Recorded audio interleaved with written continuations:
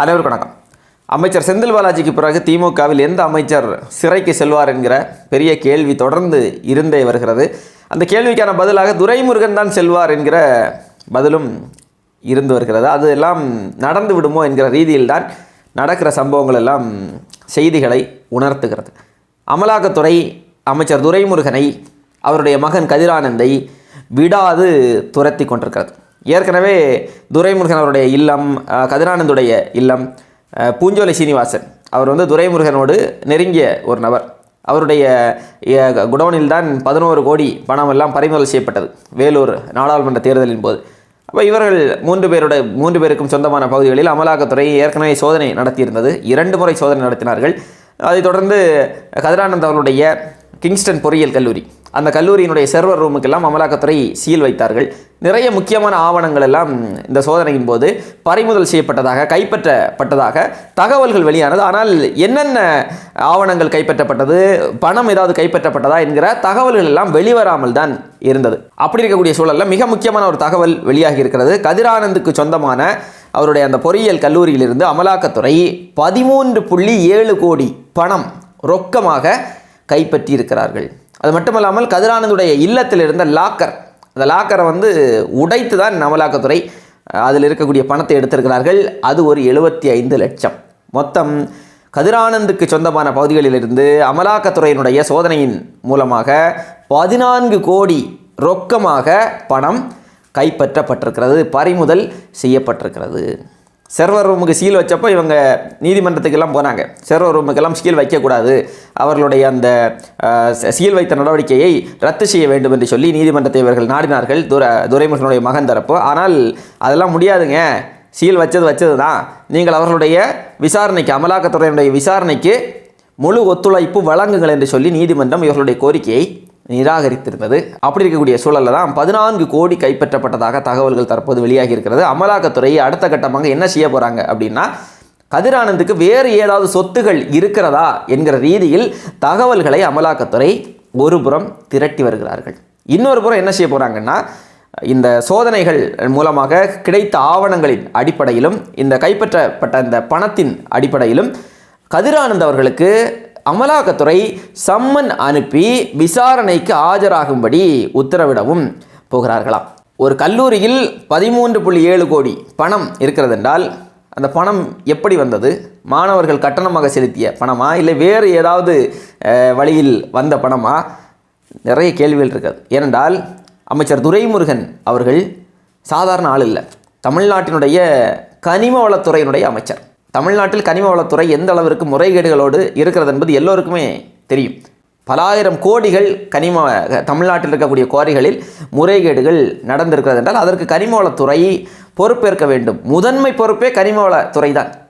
அப்போ இந்த குவாரிகளில் நடந்து கொண்டிருக்கக்கூடிய இந்த முறைகேடுகளுக்கு, இந்த மோசடிகளுக்கு, இந்த திருட்டுக்கு யார் பொறுப்பேற்க வேண்டும் என்றால் கனிம வளத்துறையினுடைய அமைச்சர் துரைமுருகன் அவர்கள் தான் பொறுப்பேற்க வேண்டும்.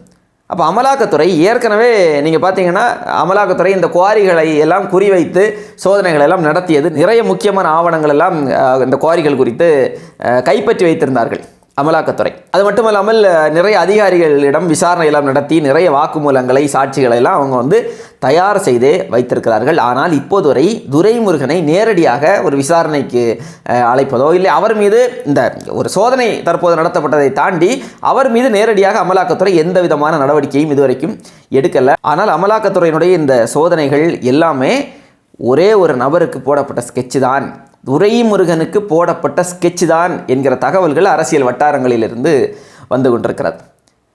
ஏற்கனவே அமலாக்கத்துறை குறி வச்சு விளையாடிட்டு இருக்கிறாங்க. செந்தில் பாலாஜி, பொன்முடி, ஆராசா, ஜெகத் ரட்சகன், இப்படி திமுகவுடைய மூத்த அமைச்சர்கள், மூத்த தலைவர்கள் எல்லோரையுமே அமலாக்கத்துறை தொடர்ந்து குறிவைத்து அவர்களை வேட்டையாடி வரக்கூடிய சூழலில் துரைமுருகனை மெல்ல மெல்ல அமலாக்கத்துறை நெருங்கி வருகிறது. நாம் ஏற்கனவே வைத்த கோரிக்கைகளில் அமலாக்கத்துறையிடம் என்ன கோரிக்கை வச்சுருந்தோம்னா, இந்த அமலாக்கத்துறையுடைய இந்த சோதனை என்பது கடந்த 2019 நாடாளுமன்ற தேர்தலில் வேலூர் திமுக வேட்பாளராக கதிரானந்த் அவர்கள் போட்டியிடுகிற போது அவர் பணப்பட்டுவாடா செய்வதற்காக வைத்திருந்த பணம் என்று சொல்லி பணம் பறிமுதல் செய்யப்பட்டிருந்தது. அந்த வழக்கின் அடிப்படையில் தான் அமலாக்கத்துறை இப்போ களம் இறங்கியிருக்கிறார்கள் என்கிற தகவல்கள் வருகிறது. ஆனால் அந்த வழக்கோடு நீங்கள் நிறுத்திவிடக்கூடாது. கூடுதலாக தமிழ்நாடு முழுக்க இருக்கக்கூடிய குவாரிகளில் நடக்கக்கூடிய முறைகேடுகள் குறித்த விசாரணையையும் நீங்கள் துரைமுருகன் அவர்களிடம் மேற்கொள்ள வேண்டும். ஏனென்றால் இவர் கனிமவளத்துறையினுடைய அமைச்சர். அந்த ரீதியில் நீங்கள் விசாரணைகளை நடத்தினீர்கள் என்றால் திடுக்கிடும் பல பகீர் தகவல்கள் உங்களுக்கு கிடைக்கும். அப்போ அந்த ரீதியிலும் விசாரணைகளை நடத்த வேண்டும் என்று சொல்லி நம்ம ஏற்கனவே பேசியிருந்தோம். நடக்கக்கூடிய இந்த நிகழ்வுகளை எல்லாம் பார்க்குறப்போ அமலாக்கத்துறை ரொம்ப தெளிவாக காய் நகர்த்துகிறார்கள் என்ற செய்தி மட்டும் நமக்கு தெரிகிறது. ஏற்கனவே அமலாக்கத்துறையினுடைய இந்த சோதனை முடிஞ்சதுமே துரைமுருகன் டெல்லிக்கு போனார். அவசரமாக இரவா டெல்லிக்கு கிளம்பினார். டெல்லிக்கு எதுக்கு போனீங்க? அது எல்லோருக்குமே தெரியும் எதுக்கு போனார் அப்படின்னு. ஆனாலும் அமலாக்கத்துறை விடவில்லை. அமலாக்கத்துறை இதை விடக்கூடாது. தொடர்ந்து அமலாக்கத்துறை இந்த விசாரணையெல்லாம் தீவிரப்படுத்த வேண்டும்.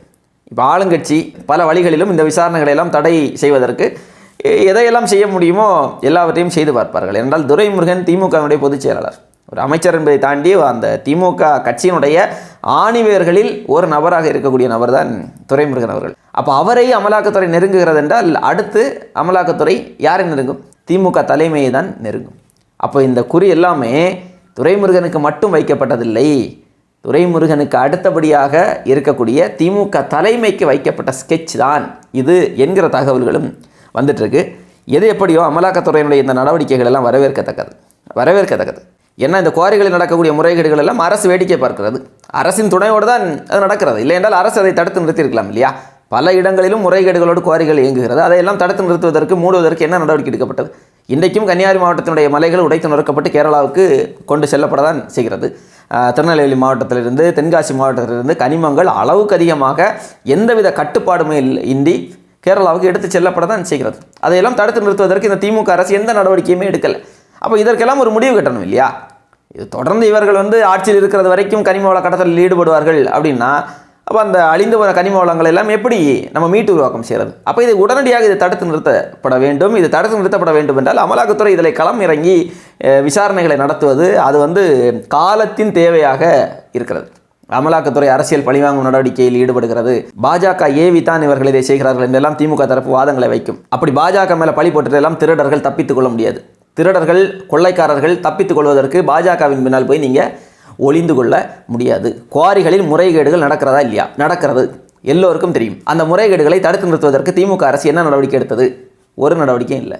அது எல்லோருக்கும் தெரியும். அப்படி என்றால் உங்கள் மீது நடவடிக்கை எடுக்கப்பட்டு தான் ஆக வேண்டும். அமலாக்கத்துறை இதை விடக்கூடாது. இந்த குவாரிகள் நடந்த முறைகேடுகள் குறித்த விசாரணை முழுமையாக நடத்தப்பட்டு திமுக ஆட்சியில் இருக்கிற போதே அவர்களுக்கு, அது யாராக இருந்தாலும் சரிதான், அவர்களுக்கு குற்றவாளிகளுக்கு தண்டனை பெற்றுக் கொடுக்கப்பட வேண்டும். இதில் இன்னொரு முக்கியமான தகவல் என்னன்னா, துரைமுருகன் அவர்களுடைய ஒரு சொத்து குவிப்பு வழக்கு நிலுவையில் இருக்கிறது. 1996 முதல் 2001 வரைக்கும் அவர் அமைச்சராக இருந்தபோது அளவுக்கு அதிகமாக சொத்துக்களை சேர்த்தார் என்று சொல்லி 3 கோடிக்கு மேலாக சொத்துக்களை அளவுக்கு அதிகமாக சேர்த்தார் என்று சொல்லி அவர் மீது ஒரு சொத்து குவிப்பு வழக்கு பதிவு செய்யப்பட்டது. அந்த வழக்கில் ஏற்கனவே அவரை 2007ஆம் ஆண்டே வேலூர் நீதிமன்றம் அவரை விடுவித்தது. இல்லை, அவரை விடுவித்தது அதை ரத்து செய்ய வேண்டும் என்று சொல்லி மறுசீராய்வு மனு எல்லாம் தாக்கல் செய்யப்பட்டிருந்தது. அந்த மனுவினுடைய விசாரணை தற்போது நீதிமன்றத்தில் வந்திருக்கிறது. அந்த தீர்ப்பை தள்ளி வைத்திருக்கிறார் மாண்புமிகு நீதியரசர் அவர்கள். கடந்த மாதம் அதை அவர் தள்ளி வைத்திருந்தார். அந்த தீர்ப்பு எப்போது வேண்டுமானாலும் வெளிவரலாம். அப்போ அந்த தீர்ப்பில் துரைமுருகன் அவர்கள் மறுபடியும் தண்டிக்கப்படுவாரா என்கிற ஒரு பெரிய கேள்வியும் இருக்கிறது. எது எப்படியோ அமைச்சர் துரைமுருகன் அவர்களுக்கு சோதனை காலம் ஆரம்பித்து விட்டது என்பதை தாண்டி நெருங்கிவிட்டது என்று சொல்லலாம்.